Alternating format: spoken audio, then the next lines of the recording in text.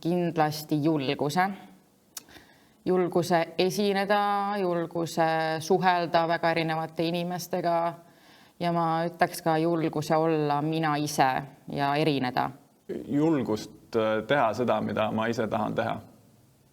Et ma arvan, et Rocca al Mare koolis mul ei olnud sellist tunnet, et varasemates koolides mul oligi natuke selline tunne, et sul on mingi rööbas ja sa pead seal rööpa peal olema ja kui sa sealt rööpast nagu kuhugile ära hakkad kalduma, siis asi on halvasti.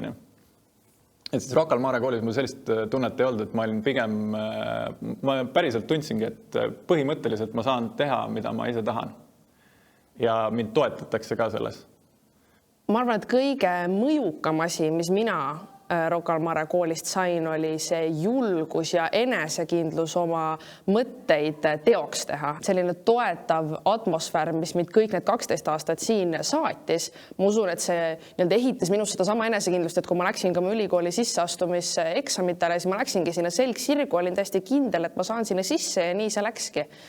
Ma arvan, et sellise julguse teha, et kui meie kooli lause on ka tunnistused muudavad maailma, et kuidagi ise seda ka kehaliselt edasi anda siis maailmale ka. Ma arvan, et Rocca al Mare kool on mulle andnud selle teadmise, et nii ongi, et kui iseenesest midagi ei tule, et sa pead ikkagi ise ka sellest pingutama. Et võib-olla Rocca al Mare kool annab sul hea platvorm ja tõstab sind selle võrra kõrgemale, et kui sa tahaksid näiteks rohkem tegeleda matemaatikaga või tahaksid rohkem tegeleda laulmisega, et siis siin koolis on sul see võimalus. Suhtlemisoskuse, minna avatud meelega uutele asjadele vastu. Võib ka öelda, et siit koolist leidsin ma ka oma elukaaslase, abikaasa, kellega mul tänaseks on 2 last. Et tegelikult väga palju. Rocca al Mare kool on mulle tänaseks kaasa andnud sellise mõtte, et ma olen pagana rikas, aga mitte materiaalselt, vaid muude väärtuste osas.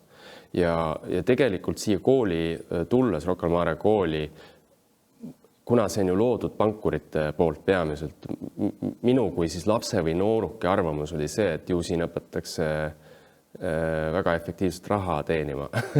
Aga ma olin väga positiivselt üllatunud, kui lisaks nagu ettevõtlikkuse sellisele arendamisele oli väga suure au sees ka nii nimetatud pehmed väärtused ja need täna kannavad, nii et ma olen tänaseks väga rikas.